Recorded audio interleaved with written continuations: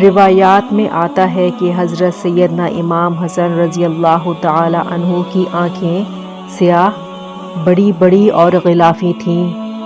آپ رضی اللہ تعالی عنہ کے رخسار مبارک پتلے تھے، کلائیاں گول تھیں، گردن مبارک بلند اور شفاف تھی۔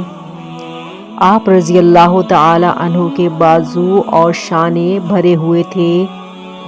آپ رضی اللہ تعالی عنہ کی داڑھی مبارک گنجان اور کانوں تک بل کھائے ہوئی تھی۔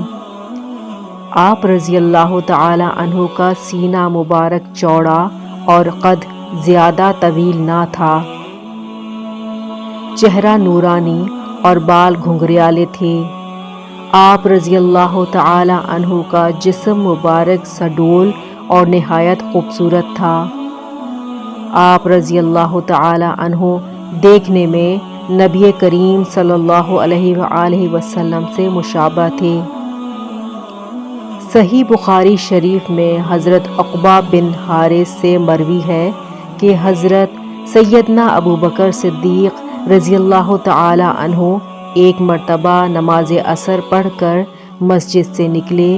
حضرت سیدنا علی المرتضیٰ رضی اللہ تعالی عنہ اس وقت آپ رضی اللہ تعالی عنہ کے ہمراہ تھے۔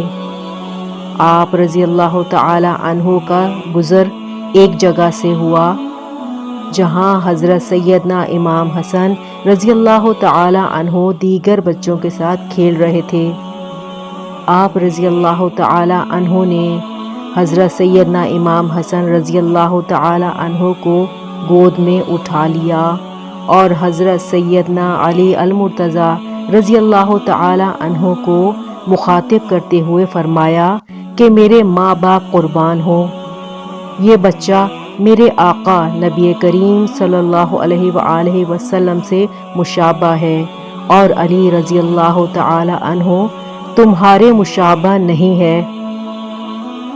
حضرت سیدنا علی المرتضیٰ رضی اللہ تعالی عنہ نے جب حضرت سیدنا ابو بکر صدیق رضی اللہ تعالی عنہ کی بات سنی تو مسکرا دیے